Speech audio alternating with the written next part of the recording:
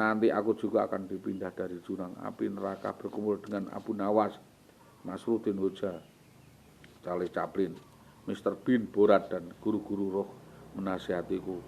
Begini loh Dik, aku sudah tidak lagi dimakan api seperti Ibrahim. Aku sudah tidak lagi dientas, dimuliakan. Aku sudah tidak diangkat oleh Tuhan. Aku sudah tidak akan dientas dan dimuliakan setelah keluar dari api. Aku bertambah bersih. Api itu aneh, panasnya tidak membakar. Api itu bukan panas. Umumnya api di dunia, lautan api pun tidak membakar. Lautan api atau banyak yang nyemplung di situ pun tidak terbakar, tapi malah dingin seperti masak di dalam sumur.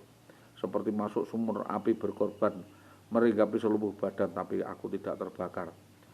Aku lalu diangkat atau dientas setelah berdedek dipindahkan pada bangunan yang luas seperti hall, yang sama sekali mirip seperti tempat pengungsi, seperti los pengungsi. Aku rasanya pengen pulang, tetapi karena panas kampung halamanku sudah tenggelam lumpur, terkena puting beliung dan ditempa gempa.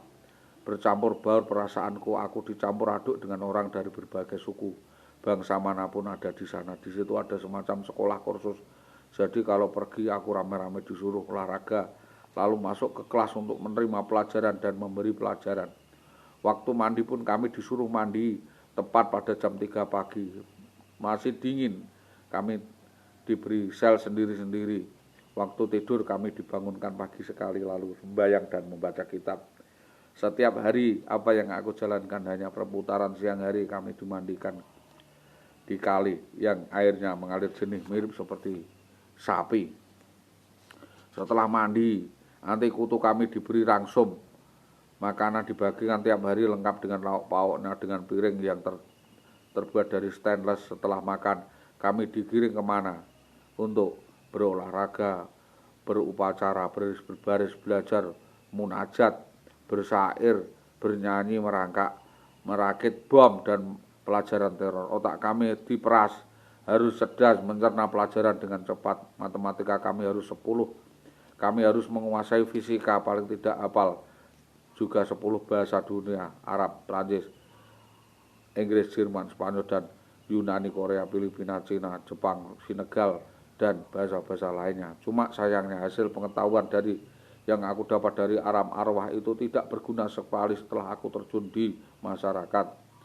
Alam arwah itu tidak boleh dicatat, tidak boleh diberitahukan kepada manusia, tidak bisa dikatakan tidak benar, tidak boleh diprotes walaupun bertanya. Kalau belum paham, disuruh diam dan memahami sendiri nanti setelah keluar dari sana. Setelah dibaiat, dan harus yakin bahwa yang paling benar adalah ulamanya, kiainya. Ajaran alam arwah sebagai yang paling rolling, baik, yang paling benar dan paling tepat, itu momentum kepada kemanusiaan.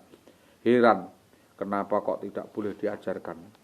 Hanya kita menerima pelajaran tetapi tidak boleh diajarkan. Mengawasi orang-orang yang ada di langit maupun di bumi, menunggui yang ada, yang melolok mengawasi saya begitu saja. Kalau sudah mengawasi, mencatat hasil, namanya jasus, yang juga melaporkan kesalahan orang. Kalau orang itu begini, kalau orang ini begitu, hari ini di sini, hari itu besok di sana, namanya di ini, kesalahannya ini. Dan akhirnya kami diikop mendapatkan hukuman dan denda. Hari ini di situ, wes pokoknya di situ. Saya tidak tahu. Sungguh saya tidak tahu.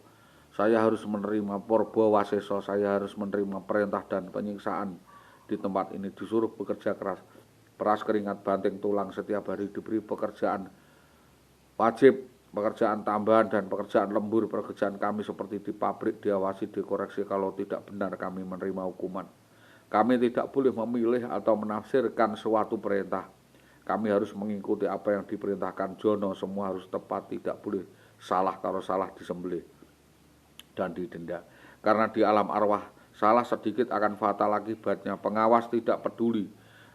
Semua seperti raja mengawasi jasus mutajawis, bertugas mengawasi orang di situ sekaligus menghukum orang-orang yang bersalah di situ. Mengawasi juga orang-orang yang dimasukkan ke kolam lele dumbu dan mengawasi orang-orang yang dimasukkan ke lubang api. Orang bare cuma begitu sampai 400 tahun cahaya. Orang lain begitu tidak tahu apa yang aku alami. Aku tidak bertemu dengan cerita dari alam arwah. mengenang alam arwah ibu.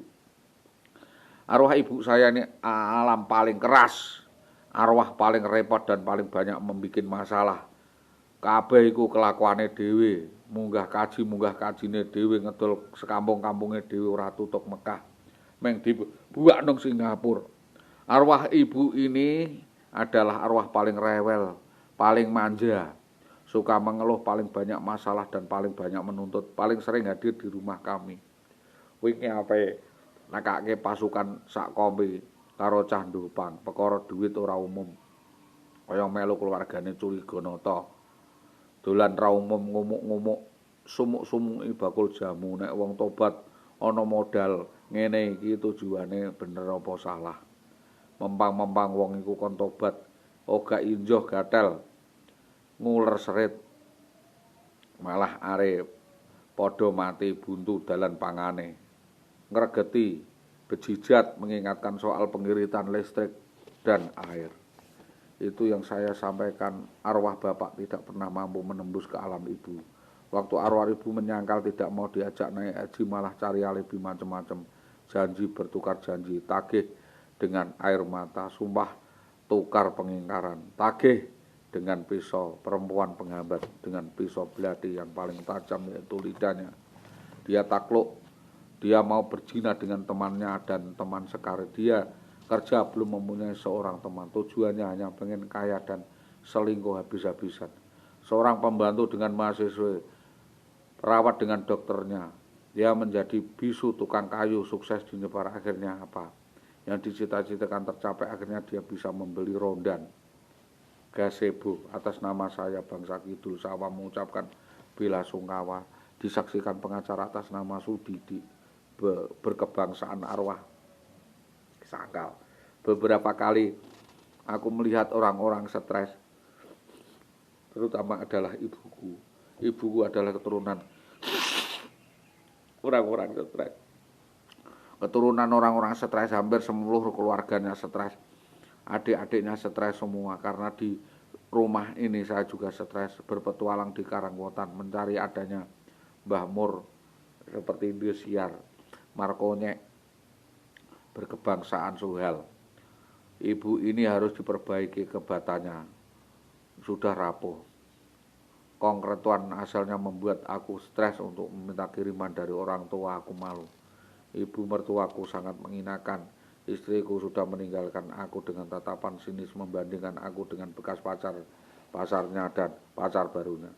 Kegagalan dalam rumah tangga dan kegagalan dalam usaha bisnis, serta hilangnya pekerjaan menyeret aku ke pergaulan tidak jelas, pergaulan arwah, pergaulan bebas dan orang-orang tawanan alam roh. Mereka minum minuman keras, ngelambrang kelana, mengembara tanpa arwah. Di situ ada 3 arwah, yaitu arwah bari dan arwah sapar. Tidak mau pulang ke rumah, hanya tidur-tidur di emperan toko dan pasar-pasar. Lama-lama aku tak tahu juga, tak tahan juga. Aku ketemu dengan Mbah Gariman, Mbah Sardi, Pak R, Pak Yah, Kang Ramli, yang sekarang di Ketri, yang tak lain juga penguasa alam arwah. Bahkan tidak jarang aku menginap di rumahnya.